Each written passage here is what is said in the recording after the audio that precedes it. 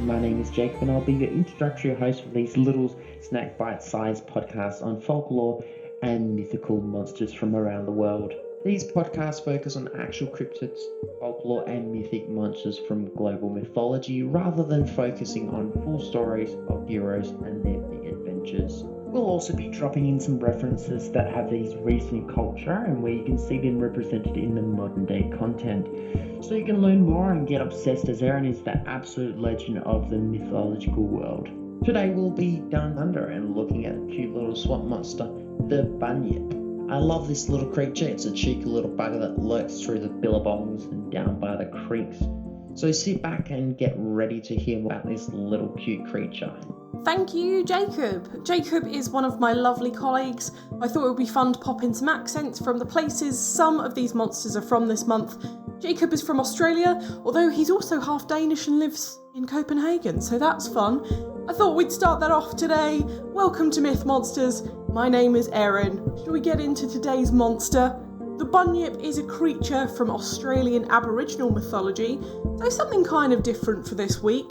It's said to lurk in swamps, billabongs, creeks, riverbeds and waterholes in the Australian outback. Bunyips are usually described as either a seal or sea lion type creature with a large saber-toothed set of teeth, a black coat, whiskers and no tail. It's about 4 to 6 foot long and also kind of resembles a bulldog sometimes. The other version of them is a really long neck like an emu or ostrich, small heads and between 5 to 15 foot long, with black fur, big ears, tusks and a horse tail. They are both amphibious and also have fins instead of feet. There's a huge difference between the two most common sightings, but I love the idea of both of them, and although I've mentioned 2 of the variations here, there are actually 9 registered across Aboriginal Australian records. I personally, from pictures I've seen of them, think they look like giant capybaras, which if you didn't know are like giant guinea pigs that you can see in zoos. My editor will be very happy to hear me talk about them as they're his absolute favourite animal in the world, and he's probably getting teary with me just even talking about them. They're incredibly cute, docile creatures who seem to be friends with all other animals they encounter, even crocodiles, although they are from South America, not Australia. The one thing I do know is that I'm pretty sure Reg the editor would sell his soul for a chance to pet one. They are nocturnal creatures who can swim as fast as fishes, roar as loud as lions, and mostly feed on sea creatures such as crayfish and shrimp. Now, I know I've described them as a combo of sea lions and emus, but apparently they also lay eggs like platypuses, or platypi. I'm not really sure on the pluralisation of that word either. And as fun as all this sounds, they do have a pretty fearsome reputation for eating people, specifically women and children, although this does seem to be few and far between in terms of incidences. Bunyips are said to hang around in swamps and rivers, but they've mostly been attributed to the Murray and Darling rivers in Victoria. Some accounts have mistaken them for water spirits, although they have no magical powers that could even make them look this way. An Aborigine tribe called the Garangeri had one of these water spirits called the Mulyawonk, hysterical name, I know, and this would kill anyone that would take too many fish from the River Murray, which they protected, or if children got too close to the water. We're thinking this might be an excuse for seeing the Bunyip, but actually it was this other mythical creature. From a sighting in 1847, George French Angus described them as a much dreaded by the people, and its most unusual form is that of an enormous starfish. I can't find any other accounts of this, so this is just kind of a one-off. I thought it was fun. Now on to etymology. The word bunyip is translated as devil or evil spirit. There's another word in Aborigine that is sometimes linked to the bunyip, which is bunjil, which means a mythic great man who made mountains, rivers, man and all the animals, which is a cool fun fact. The origin of the word, however, is linked back to the Wemba Wemba language, which is spoken by some of the Aboriginal people in Victoria in southeastern Australia. The word didn't get over to Europe until the mid-1800s, where it wasn't really widely used as an adjective. The word Bunyip was first used in the Sydney Gazette back in 1812. That's spelt slightly differently. It's got an H in between the A and the N. Usually Bunyip is spelt B-U-N-Y-I-P. This is B-A-H-N-Y-I-P.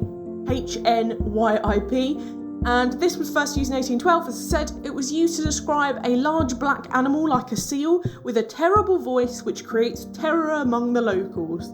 I will just say now as a PSA that I did have to edit that quote slightly, as there was a very insensitive word for people of colour in there. In the 1850s, the meaning had changed again, and Bunyip meant imposter, pretender, or in Aussie terms, a humbug. Then, Bunyip was used in 1853 to describe someone who was trying to be royalty, which kind of fits into the pretender meaning I spoke about earlier. In the 1990s, Paul Keating, who was the Prime Minister of Australia at the time, called the Liberal Party Bunyips, which I can imagine was really funny at the time. And yes, I did try YouTubing it, and I ended up watching a whole load of videos about the Australian government fighting against British rule in the 80s and 90s, which was not only very interesting to me, as I thought Britain and Australia had a pretty good relationship, but it was also pretty entertaining. The word Bunyip can still be found around Australia today, especially in place names such as the Bunyip River, and there's also a town called Bunyip just outside of Victoria. The first ever record of an actual creature was the Chalacum Bunyip, which was a basic image of a bunyip carved by Aboriginal people into a riverbank in Victoria in 1851. It showed a bunyip being jabbed by a spear after killing someone. People did try and keep this drawing intact during the 1850s, but unfortunately it's now worn away.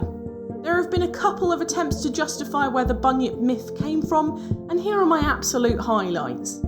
In 1933, Charles Fenner, an Australian geologist, explained that he thought it was due to seals occasionally swimming up through the Murray and Darling rivers, which could be mistaken as bunyips due to their size and shape. He said that the smooth fur, prominent apricot eyes and the bellowing cry are characteristics of the seal, especially elephant seals and leopard seals, which are known to roam about the Australian waters. Another cool suggestion is that the bunyip might be a sighting of an extinct Australian animal, such as the Diprotodon, the Zygomaturus, the Nototherium, or the Palorchestes. I really tried there, which, if you have a look at these, they're all marsupials, the same kind of animal group as kangaroos, koalas and wallabies, that really only thrived historically in Australia. When the Aborigines were shown skeletal remains of these ancient creatures, they actually identified them as bunyips. How unbelievably wild is that? Or if you go down to the weird long neck version of the bunyip, a couple of accounts in 1845 linked it to the horrifying cassowary. If you don't know what a cassowary is, it's a dinosaur looking giant blue bird from Australasia, which has massive talons and can kill you with a kick. Fun fact is that zookeepers who care for them aren't allowed in their pens, but they can go chill with lions, you know? Cassowaries are bloody scary. If you haven't seen a picture of one, go look them up. They are not extinct, they are very real animals. Anyway, the rumour has it that bunyips lay massive blue eggs which are born to have claws, powerful legs, brightly coloured chests and an emu-like head, which all conveniently line up to the description of a cassowary. However, the one thing that does let this theory down is that cassowaries are only found in Queensland, which is much further north Australia than Victoria. Lastly, when the Europeans came over to Australia and tried to conquer it, the bunyip was revered as this cryptid-like being which has never been found, truly sparking the folklore that we have of it today. Also, the Europeans could link similar folklore characters, such as the puka from Celtic Irish mythology, the hydra from Greek mythology, or the Groot slang from African mythology. The last one we'll cover in 2 weeks' time. Now let's cover a few sightings and encounters. Most of the sightings of bunyips were between the 1840s and 50s in Victoria and New South Wales. The earliest one was in 1818 when some huge bones were found in Lake Bathurst in New South Wales. They thought that the animal was either a manatee or a hippo skeleton, and then actually the Philosophical Society of Australasia offered to buy the skeleton from the finder and never said why. How mysterious. Could the bunyip exist? Who knows? In 1846, a bunyip, or an immense platypus, was seen sunning himself on the placid bosom of the Yarra, just opposite the Custom House in Melbourne. However, a crowd gathered and 3 men set after it, so it ran off. But quite a funny story of the Bunyip trying to catch some rays being interrupted by nosy humans. Yah! In William Buckley's 1852 biography, where he spent 30 years living with the Wathaurong people hiding from the law, he said the following about Bunyips, which he apparently saw either several of or several times. In Lake Moodiwarri, as well as in most of the others inland, is a very extraordinary amphibious animal, which the natives call Bunyip. He said that he could only ever see the back, which was covered in grey feathers, and was the size of a large calf. Apparently he was convinced that the Bunyip had supernatural powers too.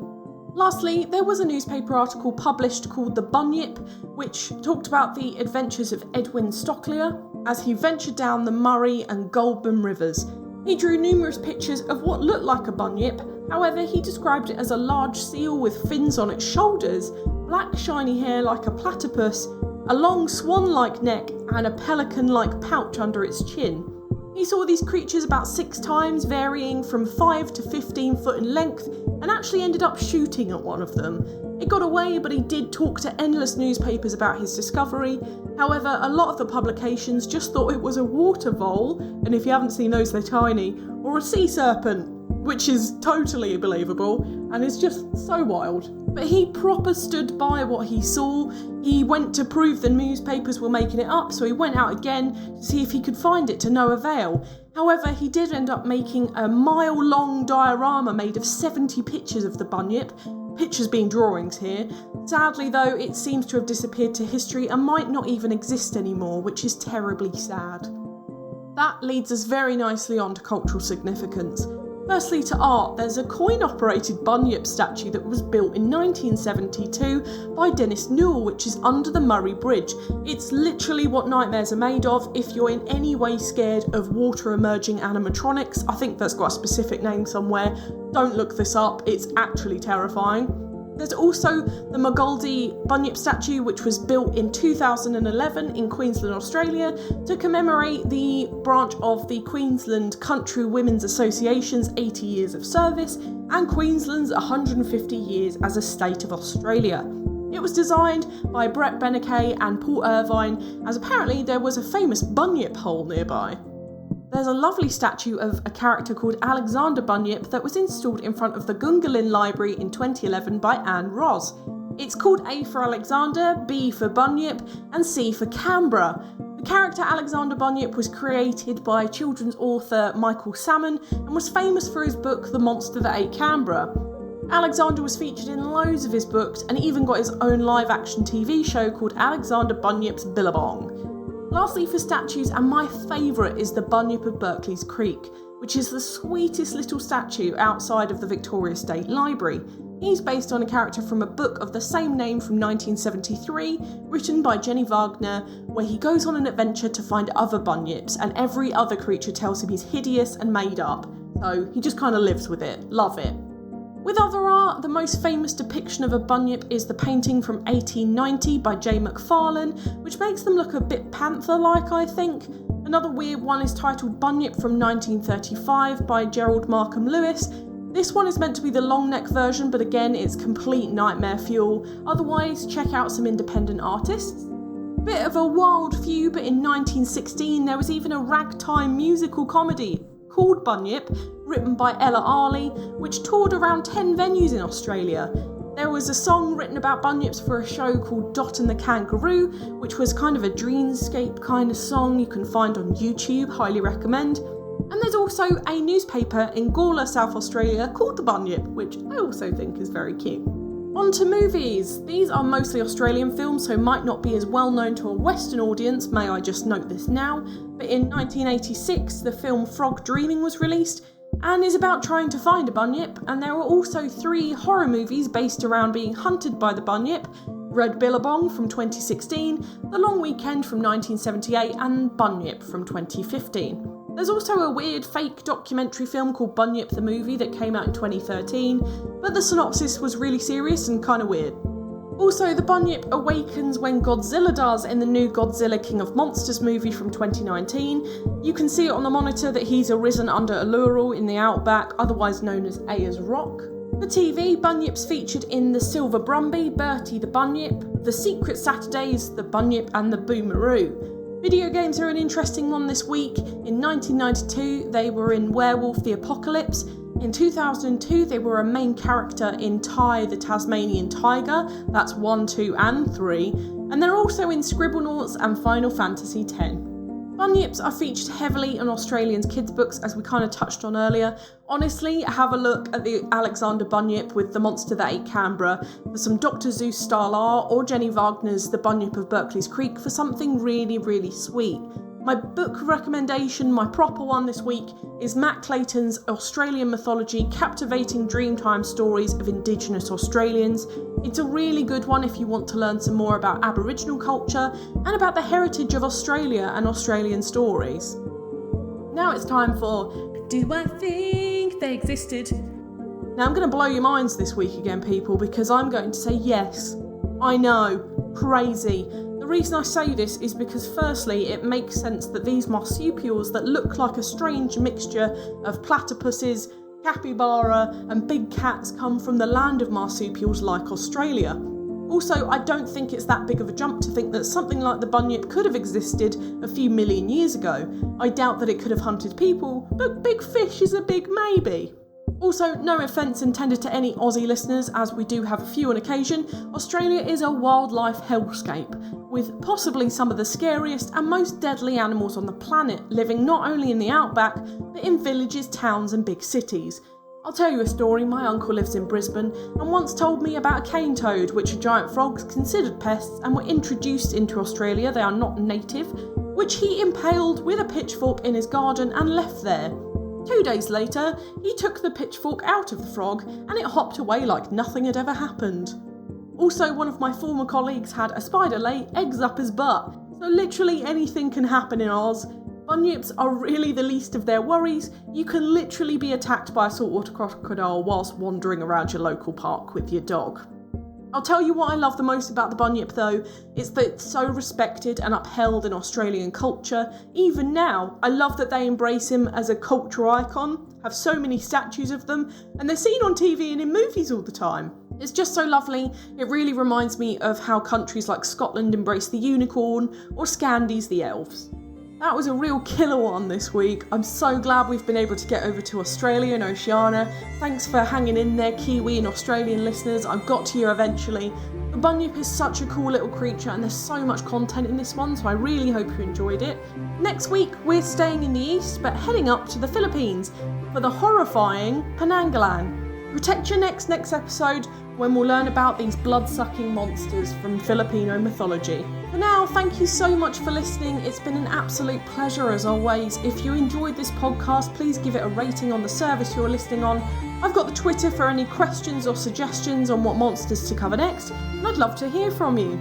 The social media handles for TikTok and Instagram are Myth Monsters Podcast. The Twitter is Myth Monsters Pod, but all of our content can be found at mythmonsters.co.uk.